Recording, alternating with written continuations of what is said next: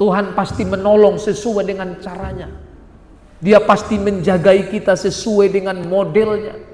Ada penjagaan Tuhan yang berlangsung. Penjagaan sesuai dengan versinya, bukan kita. Maka di dalam badai yang Ia izinkan terjadi dalam kehidupan kita, bisa saja itu model pembentukan Tuhan. Itu pembelaan Tuhan, supaya di dalam kondisi itu kita semakin diingatkan ada Allah, si pembuat kehidupan kita, yang terus-menerus menopang dan menyertai kita. Gelombang badai menerpaku. Ini sebuah kalimat yang sering kita ungkapkan manakala kita menghadapi banyak persoalan hidup yang kita sulit untuk keluar dari kondisi itu. Bahkan tak jarang banyak pendeta juga berkata, jika Anda mengalami pergumulan berat, ada Tuhan yang menolong. Sehingga mestinya muncullah pertanyaan kita, apa yang dimaksud dengan pergumulan berat?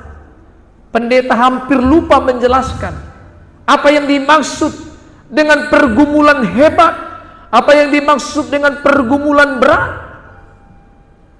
Gereja mestinya memberikan arahan dan definisi yang benar mengenai pergumulan hebat. Tetapi ironinya saudara, masih banyak orang Kristen di saat menghadapi persoalan hidup lalu berkata, ini pergumulan berat. Di waktu sakit penyakit tidak kunjung sembuh, maka orang Kristen lebih sering berkata, ini pergumulan beratku. Waktu ekonomi bisnismu tidak bangkit, tetapi justru dalam kemerosotan. Saudara juga masih sering berkata, ini pergumulan berat yang sedang menimpaku. Maka gereja jangan lupa memberikan definisi yang benar mengenai pergumulan hebat, pergumulan berat di dalam menjalani hari. Saudara, Bapak Ibu, bukan saja hanya saya dan Anda mengalami perjalanan-perjalanan hidup yang penuh dengan risiko.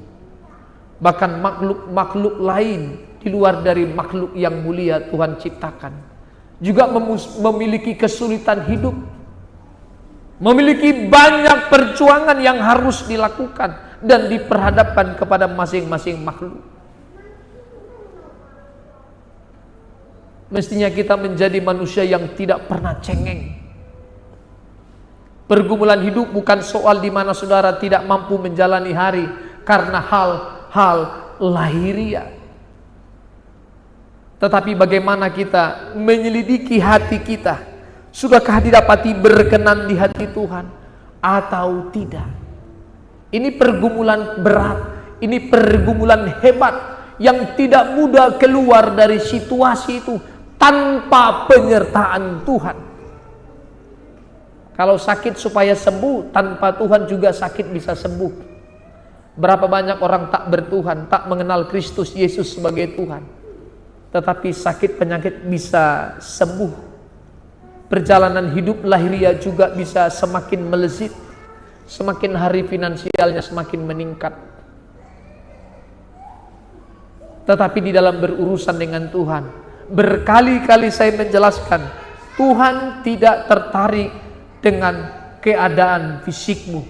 Dia hanya tertarik dengan model kedalaman batinia saudara. Amin. Dia hanya tertarik kedalaman batin kita, didapati berkenan atau tidak.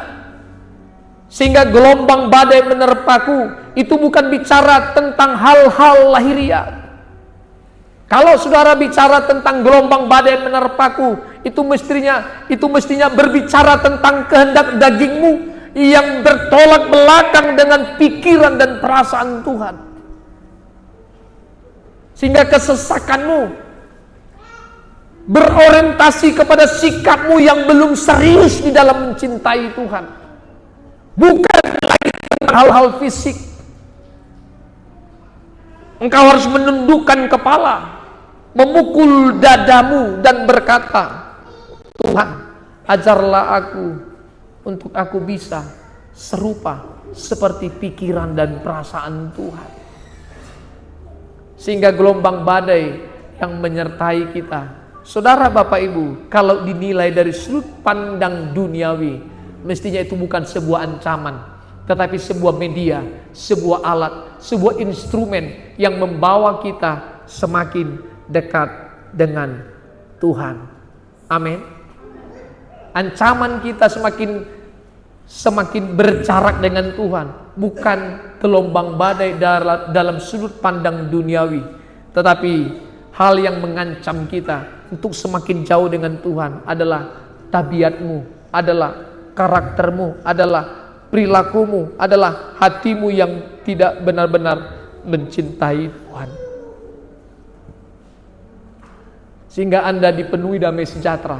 Apa yang terjadi dalam kehidupan kita itu bukan gelombang badai dalam sudut pandang kekekalan, tetapi memang sebuah kehidupan yang harus dijalani masing-masing makhluk.